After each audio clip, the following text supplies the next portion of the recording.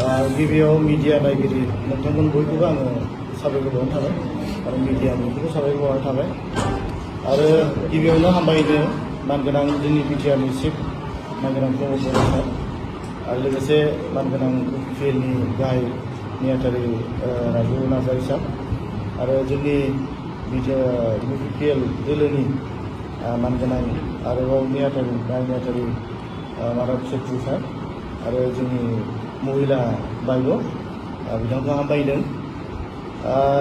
आङो दिनै खुब गोजोननाय मोनदों। जोङो गासै 39 सा जोंनि चिरां जिल्ला कंग्रेस कमिटिनिफ्राय जानानै जोङो बिटिआर कंग्रेसनिफ्राय जानानै जोङो UPPL दोलोआव जोङो दिनै जइन जानाय जाबाय, दोलोआव हाबनाय जाबाय। आङो चिरां जिल्लानि कंग्रेस कमिटिनि गाहाय नेहाथारिमोन।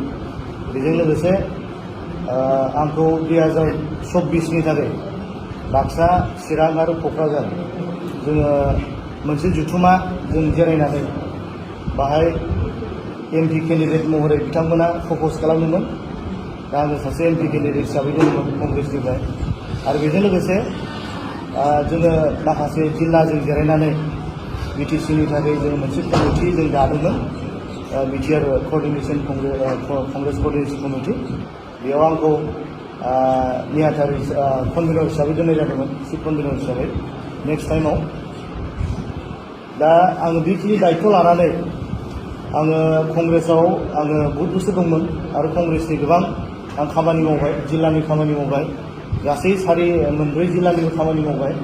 बिटिआर कंग्रेसखौ डेभेलप खालामनो आरो दैदेनलांनो आरो डेभेलप खालामनो होननानै जोङो गोसो होनानै मावदोंमोन आरो खस्थ' लादोंमोन, बहुद खस्थ'बो लादोंमोन, गोसो होनानै मावदोंमोन।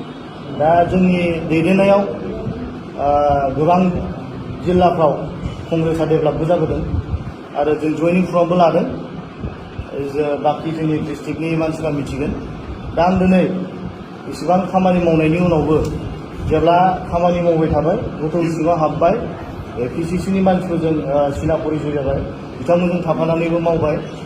आङो दिनै मिथिबाय जे कंग्रेसआ आरोबाव बिटिआरखौ लानानै बिसोरहा जेबो मोनसे उननि थाखाय साननाय गैया। दा जायफ्रा कंग्रेसआव दङ हयथ' बिथांमोना साननैनि थाखाय आंखौ हामा मोननो हागौ, दोलो सोलायनायनि थाखाय।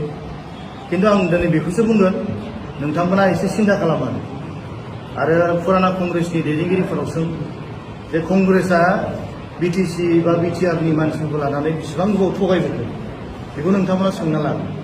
बिनि उनाव जोङो बिथांमोना बुंदोंमोन जे एबारनिफ्राय जोङो एलायन्स खालामनाय नङा, जोङो थगायनाय नङा एबारनिफ्राय, बिथांमोना बुंदोंमोन। खिन्थु जोङो बिथांमोननि जि मावनाय, बिथांमोननि जि नीति, बिथांमोननि जि साननाय, जों बे गासैखौबो जों मोनदांनानै दिनैनि दिनाव जों बेखौ मोनदांनो जों बुंनो हायो जे बिथांमोना आरो दिनैबो बे एखे डिसिसनखौ बिथांमोना लागोन। जों बेखौ दिनै नुबाय। अब्ला बिथांमोना जुदि जोंखौ जेब्लायबो बायलाय फानलाय खालामोब्ला जोंहा बाहाय मा थानो, भबिष्यत हिसाबै जोंहा जेबो थाया। पार्टियाव जों बयहाबो थायोबा पार्टिया मोनसे स्टेन्ड जाहैनायनि बयहाबो सिमां थायो। खिन्थु नों जाय पार्टिया बाहाय मोनसे आबाद खालामनानै आबादाखौ देरनाय समाव फानजाथाव जानाय लोगो लोगो फाननायनिसो जुदि सिन्था खालामोब्ला, बाहाय जों आबाद खालामनानै हालेवनानै माइ गायनानै खस्थ' खालामनानै जोंहा मा लाब जानो? जोंहा जेबो लाब जानाय नङा, पार्टिया जेबो लाब जानाय नङा। जों बेखार जों बिटिआरनि जोङो जाति जनगोष्ठीनि मानसिफोरखौ जोङो गोसो बायहोनायनि सारा जेबो जानाय नङा। बिथांमोननि गोबां न'खरफ्रा नस्थ' जागोन, गोबां बिथांमोननि भबिष्यत फिउचार नस्थ' जागोन। दा बेखौ जों साननानै जोङो थाबैनो जों थांखि लानाया मोजां जासिगोन होननानै जोङो दानि जे सोलिबाय थानाय जे UPPL जे सरकार, जाय सरकारा खम समनि गेजेरावनो बिथांमोननि खोथा होनायफोर, रायजो राजाफोरनि थाखाय मावनाय आरो डेभेलपमेन्टनि खामानि मावनाय आरो मावलांनायनि जे सान्थौफोर, बेफोरखौ जों नायनानै मोजां मोननानै दिनै जों कंग्रेस दोलोआव जों हाबनाय जाबाय आरो UPPL दोलोआव हाबनाय जाबाय।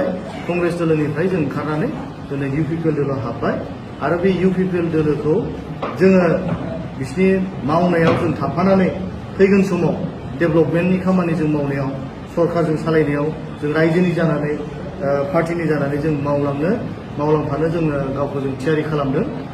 जोबथा आं बेखौल' बुंनो सानदों जे जायफ्रा बिटिआरआव दिनै कंग्रेसनि मावग्रा जानानै दङ आरो कंग्रेसआव थानानै दङ नोंथांमोना मोनसे खोथाखौ सिन्था खालाम जे फैगोन समाव कंग्रेसआ नोंसिनि भबिष्यतनि थाखाय सिन्था खालामदों ना खालामाखै जुदि नोंसोरो मिथिदों जे सिन्था खालामाखै होनबा नोंथांमोनाबो थाबैनो थांखि लानाया मोजां आरो थाबैनो थांखि लानानै नोंथांमोनाबो थाबैनो दोलोखौ सोलायनानै भबिष्यत थानाय मोजां मोनसे पार्टि डेभेलपमेन्टनि मावग्रा पार्टि भबिष्यतनि सानग्रा पार्टि हारिनि बयनिबो थाखाय सानग्रा पार्टि इउपिपिएल दोलोआव नोंथांमोनाबो जइन जानाया मोजां होननानै आं दिनैनि दिनाव मिडियानि थ्रुयै आं बेखौसो बुंनो सानो दा आङो बयखौबो हामबायनानै आंनि फंनैसो बुंनोबो आं हामबायसै